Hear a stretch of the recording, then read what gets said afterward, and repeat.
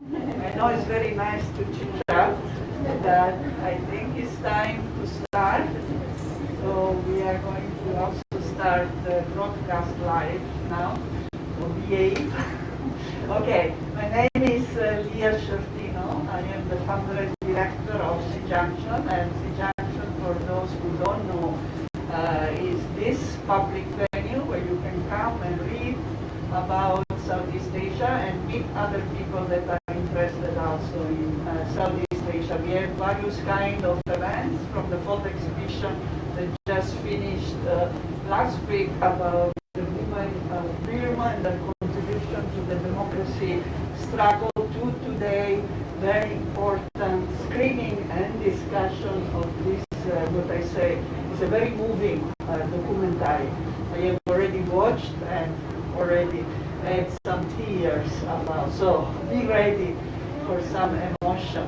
We are very much honored to have again here Jeanne Hallacy, who is really one of our favorite directors. She's the co-director of this movie. We have shown before two other movies, all related to Myanmar, and this is the third one that we are always ready to show more in the future whenever she has it. And we are also very honored to have here Wai Moe, who is, I am sorry if I misspell or mispronounce your name, but who is a journalist, freelance journalist with experience in investigative journalist related to Myanmar. The program is very simple.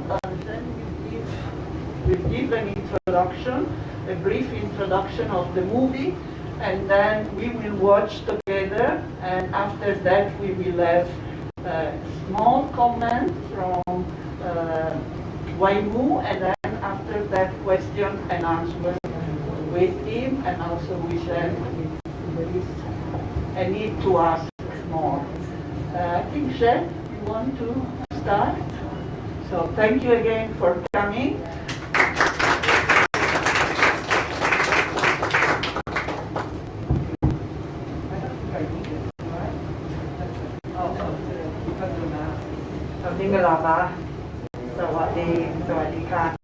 So happy to finally be back home.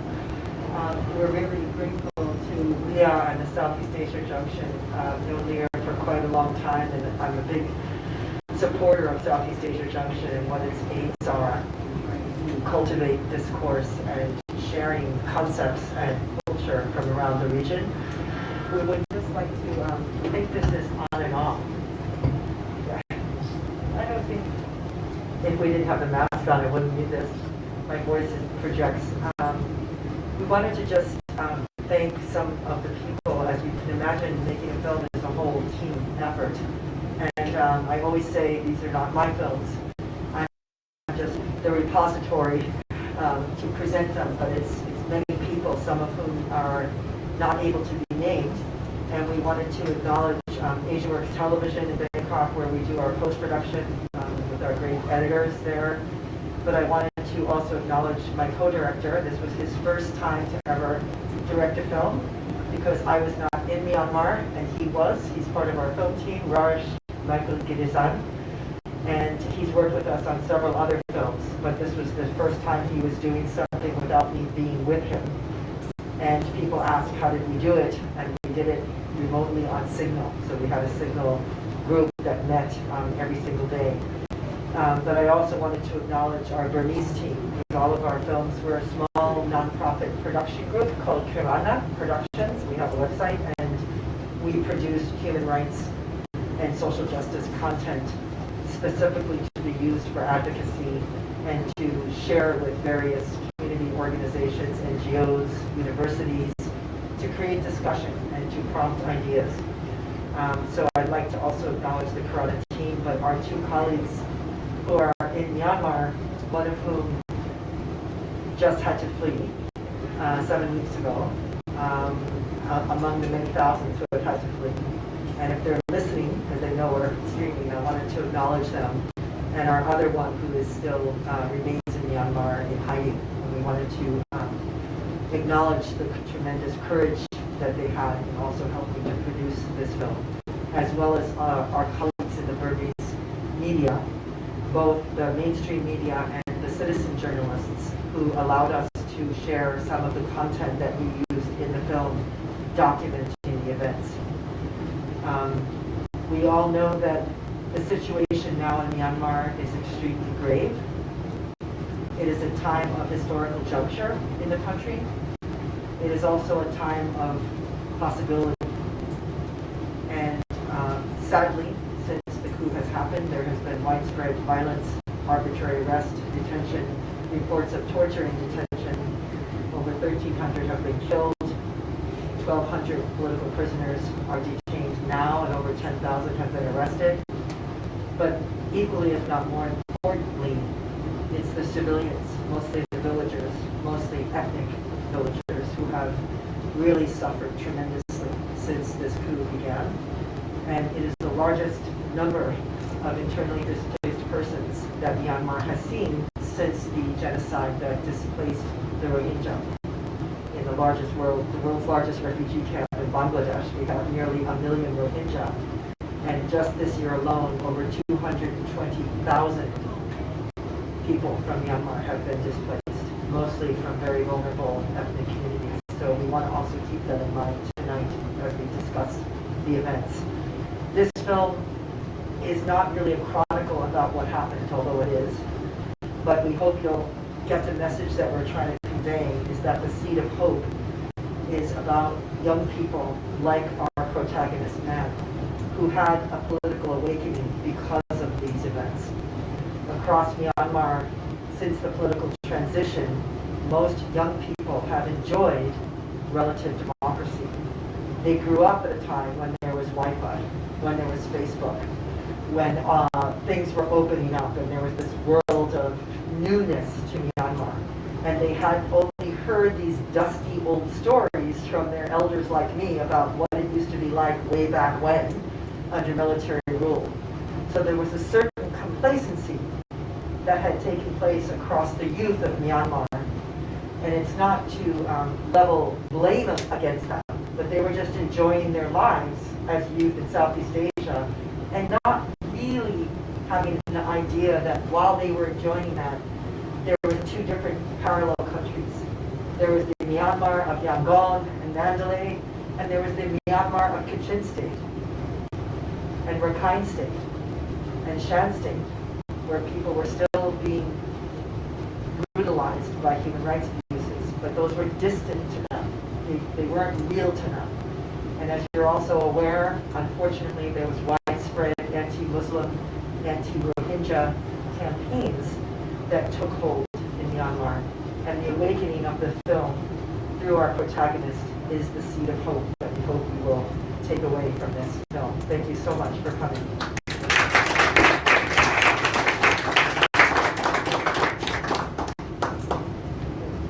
Yeah, you reintroduce again. I actually, sorry, I had introduced during the introduction, but as I say, we have the honor to have here Wai Moe, who is a freelance journalist with a quite interesting past. Maybe you want to share with us more, and then he will give some comments about what is different now from the situation that you have seen in the movie, and then we will open the floor and we can discuss among us and also with Jeanne.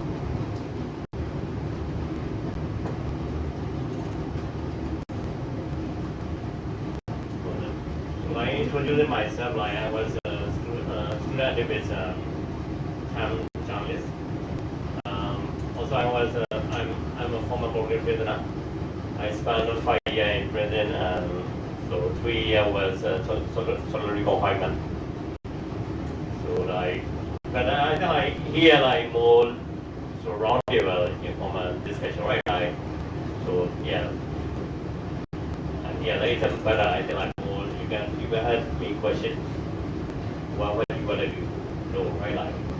So my experience during the coup, this very early morning, so on February 1st, so my friend, so they calling me, so 5 a.m. around, so informing me about this military coup. So it's a was I learned about military coup. And so on this very early morning, so all this phone line off, all internet off. Is like what I done. So I went to this friend tea shop in Yangon. He is one MP from this and also Suji government, right? Like from this. So after that, like he was in Naypyidaw, but like he just escaped before maybe half hour before when we see this compound where so and member of parliament will still live right there, like so yeah. So he told me his experience, like so he ran away from Naypyidaw and then firstly on the like highway right from Yangon to so Naypyidaw to Yangon and then so full of this checkpoint. But after that, like soldiers say like they not recruit right like now right like so even this the guy my friend like so held by the soldier so showing the way how to go into Yangon so avoid in military checkpoint so going back to like introduce talking about me like so I started writing in 2003 for Burmese media outlet for the ARD magazine, so based in Chiang Mai. And then I started working for the New York Times in 2012. So particularly they recused me because they want to expand Myanmar coverage, particularly about so Rakhine issues, right? It's like Rohingya crisis started in 2012. So yeah.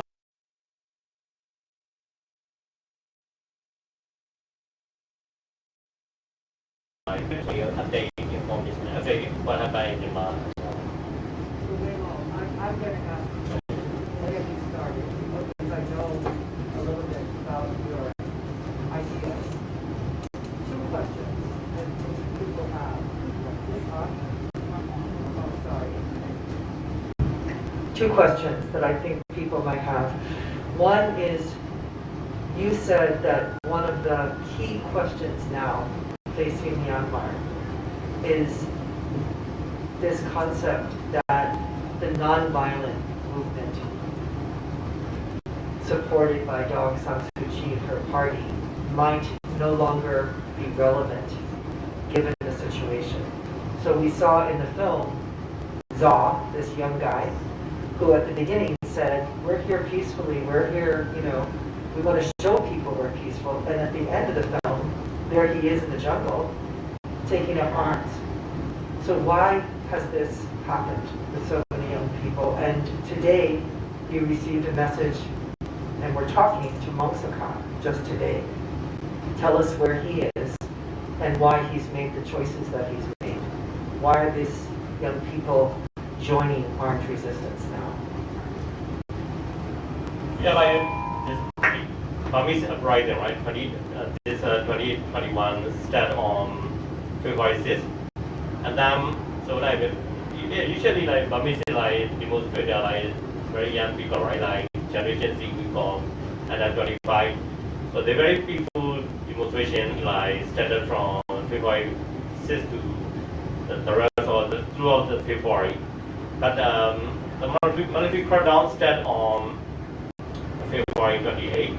So I mean like major crackdown, right? Like that like so from this February 28th to throughout this March until April. So like the military killed the demonstration, right? Like across the country. So like many of like the relative, the friend being killed on the street. Then like people feel like we don't have other option. The only option is to fight back whatever we have. So like that, yeah. Like today I talked to I asking a question to Montapa, so because he's one of like writer, right? And I asked why you were so activist, you were poet. Now you like so founded one resistance group called Burma People Liberation Army. Now he told me like yeah, so the same like when I hit his friend, so the poet so shot that in so the city and so also set Upper Burma. So, and that he feel like so yeah he said like we don't have other option, only option private with whatever we have. So yeah, he said yeah. And one other question is, do you, as a journalist, One question, yeah, I don't know yet. do you feel that there has been a change of ideas of young people? The very sensitive, hot topic in Myanmar for the last few years was the Rohingya. And the whole, Aung San Suu Kyi's reputation was changed in the international community. She was seen as somebody who was, apologizing for the military's actions that have been described as genocide. Do you think there's been a shift in young people's thinking about the Rohingya and ethnic people where they feel more connected now, or do you think it's just short-lived? Well, but it changed, right? But so like for me, like I want to wait and see more, right? Like really they so like change their view on minority people like Rohingya people, right? Like so Rohingya people they are underdog, right? Underdog. So like, but like almost like so people in city, so yeah, people in city they witness like how military like so add on now, right? Like so. Before it's a military like this kind of brutality in the city, right?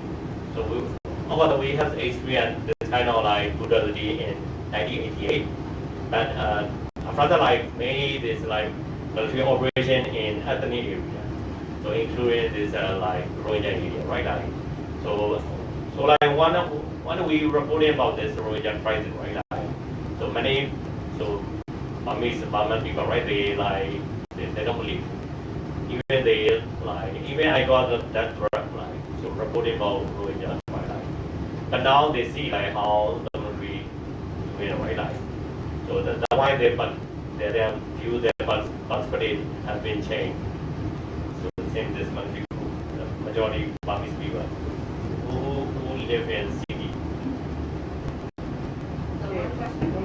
I take three questions. Yes, so please, Sakura, introduce yourself.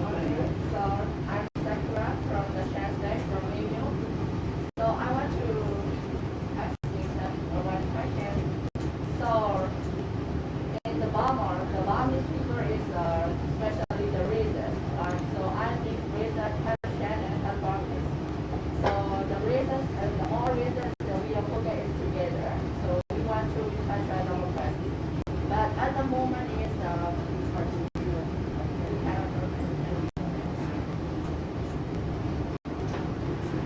so I'm from the Burma and I have mixed races, half Burmese and half Shan. And I was living in Minyo. My hometown is purely India. So my question is, at the moment, the whole country, the all races focus is the one. So we want to be the federal democracy. But so we need to call international country and UN for Burmese people, the whole Burma and the whole Burmese people. So you are a journalist. What is your duty and what is your future plan on Burma? For Burma? So you mean another group? So my question is, you are a journalist. What is your duty and what is your future plan for Burma? So let me know. Okay, I take the two questions. If there are, yes, please.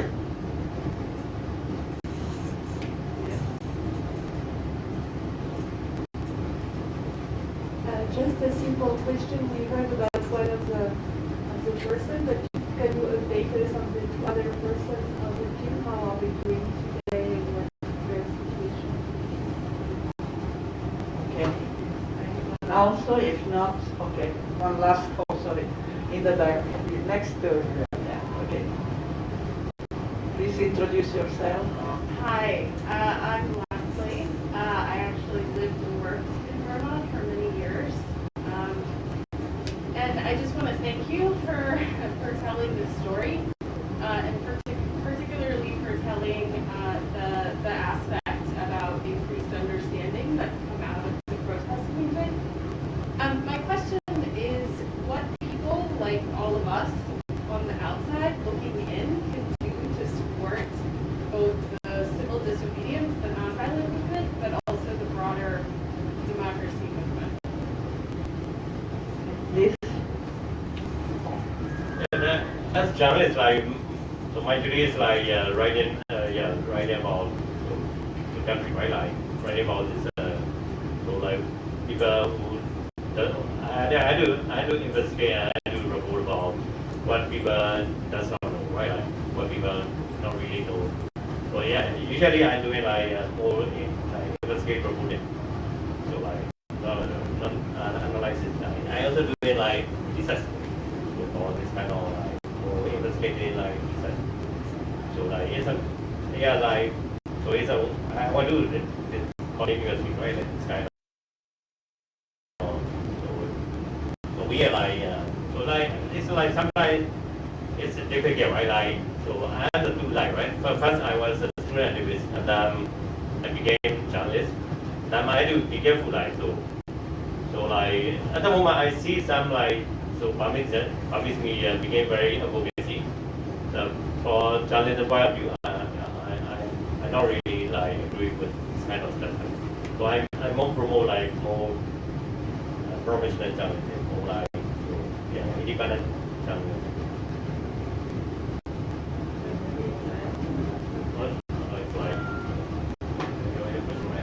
Yeah, I'll try to answer.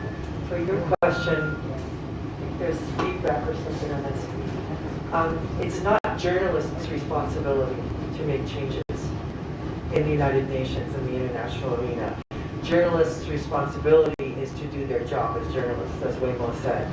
And Wai Moe is a great example of somebody who tries to aspire towards independent journalism that is fact-based and that also provides insight into the human aspects of the suffering of these conflicts.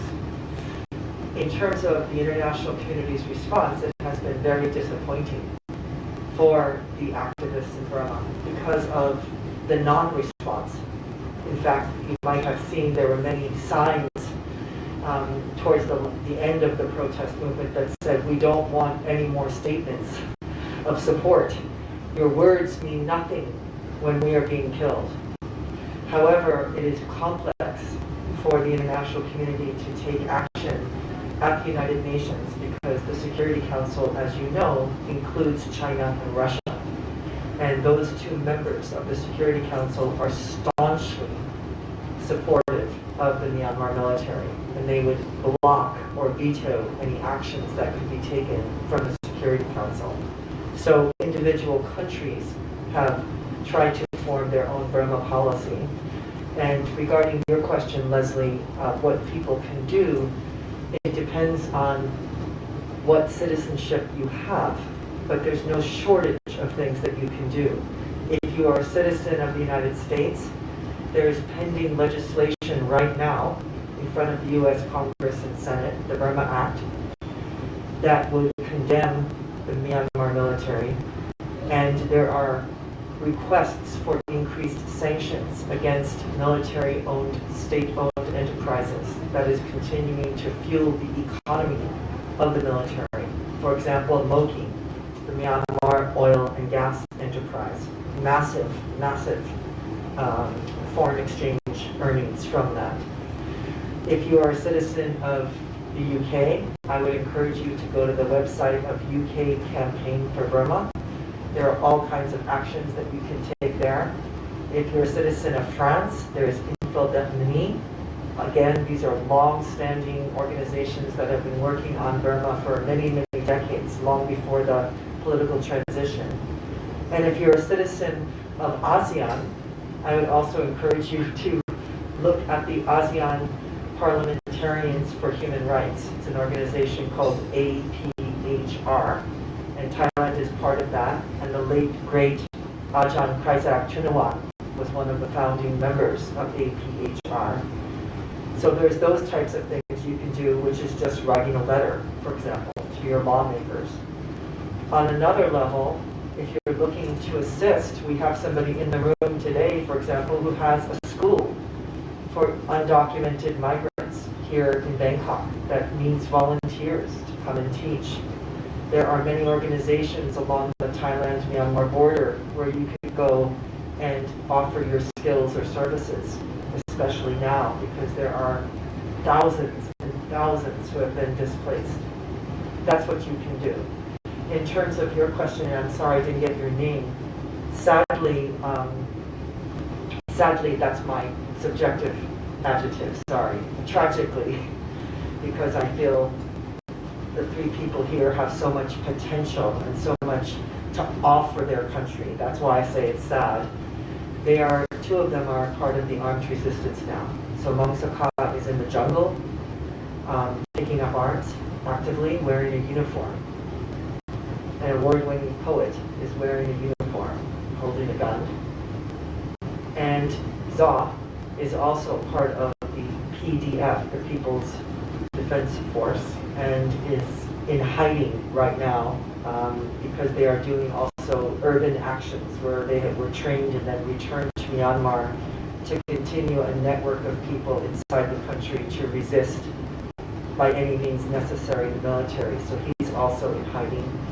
And Yin Yang had to go to ground because they were she got confirmed information she was about to be arrested because the area that she was a leader of during the protest, Leda, is a major intersection, and the groups that she was leading were women workers, mostly garment factory workers.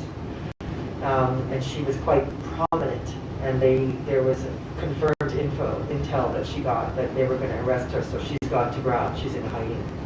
But we do stay in touch with them as much as we can. Some more questions? Did you want to? The last round, maybe, of question, since we are already over time. Okay, there was a question here. Is anyone also who has question? No? Okay.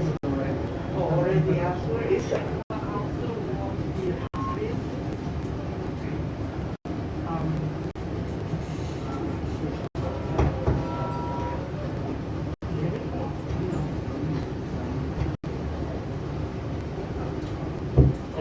It's on now, yeah.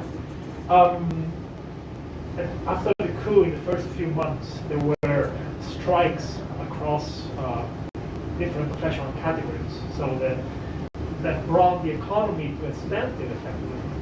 Now, I'm asking you, what's the situation on that front? I suspect that the people that did a strike, they have to earn some salary.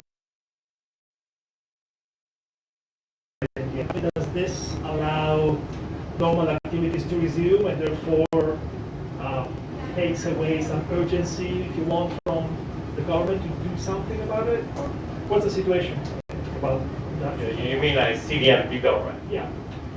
So like most of CDM people, they now they don't lost job, and but they have to survive in Burmese way.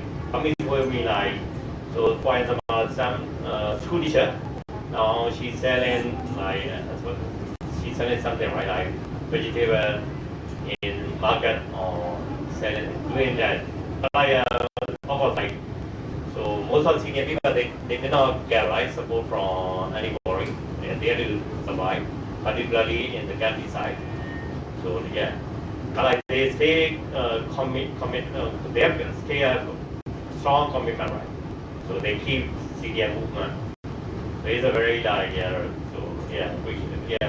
interesting life. So although they don't have any support from anybody, they try to survive themselves. I also wanted to note that, partly in response to your question, that nothing can happen legally on the international stage until and unless the exiled government is recognized as an entity of government. So the NUG, which is the National Unity Government, formed by, it's comprised of both some people that were elected in the elections that were not recognized, as well as others that were appointed, and they have ministers, that the recognition of the NUG is required really for international engagement. That's one demand that's being made. And I wanted to acknowledge that today is International Human Rights Day, and the current Minister of Human Rights in the NUG is Wai Moe, who is a well-known human rights activist in Myanmar for many years before he was appointed in this ministry. And they were part of calling for today silent strike in Myanmar to recognize International Human Rights Day. And the reports that have been filed today from Myanmar media, the silent strike was a boycott of participation in any part of the major cities. So shops would be closed, taxis would not drive, buses would not go, people would not go out. And the reports thus far from today is that Yangon and Mandalay were like ghost towns. People participated all across the country, and many shopkeepers were actually threatened to open their shops, but they still closed them. So these are the types of resistance that people are also engaging in. Okay, well, a very quick question. Like the Jeanne. My name is Lisa. I just wanted to know, I assume the free press it's not possible anymore for journalists to work as they did, but I was wondering how is the information flow? Like, has it come to a pause between people, or is it possible to exchange on social platforms, and are there still these internet shutdowns? Of course, the journalists mean like we get to be closer to like issue, right? Like so crisis, but like of course, so now we are in Thailand, right? Like so, but like so stay like we have to like every day, right? Like so talking with our sources almost every day using social like signal like that, right? So yeah, so but this time like I'm kind of second time, right? Now I'm in Thailand. Before I was in Thailand, like reported about Myanmar, so based in Chiang Mai. So the same step, right? After that, so no signal, but after that we use telephone and also Google Chat, right? And then Facebook, and then we use the Facebook Messenger to talking with so our sources. So like yeah. You will be surprised that actually all the people, at least two of these people are on Facebook and quite open about it. So why do we worry about